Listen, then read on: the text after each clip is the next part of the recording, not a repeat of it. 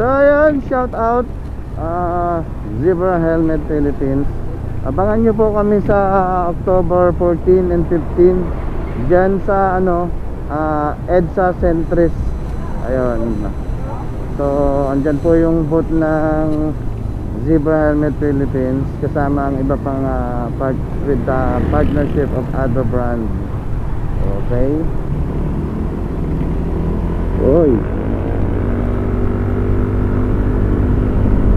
Kita mo, kahit bumangking ako, safe pa rin ako kasi nakasipa ako.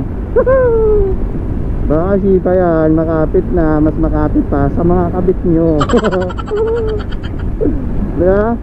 Sa mga nagtatanong kung anong gamit kong gulong sa mga pang-araw-araw kong rides or sa pang-araw-araw ko na pagmamaneho, siyempre ang gamit ko nag-iisa Shipa tires from Shipa Philippines. Alright, very affordable, durable, and kissable. Ayan. Basta ang gamit ko nag-iisa lang na gulong, tatak Shipa. Yan, shout out kay ate sa likod do. Ayan ate. Ayan, walang iba kundi Shipa lang gamit ko. Ayan. Tapos nag-iisa lang din yung helmet ko. Ito Zebra Helmet Nifty. Ayan. So shout out Zebra Helmet. Helmet ko, Zebra Helmet. Gulong ko, walang iba kundi Shipa tires ng Shipa Philippines. Alright. So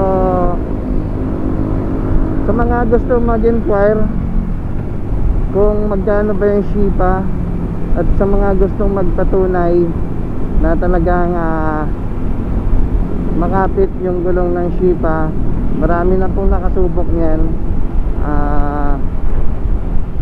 Sa tawag dito, lang siya, pangmasa yung price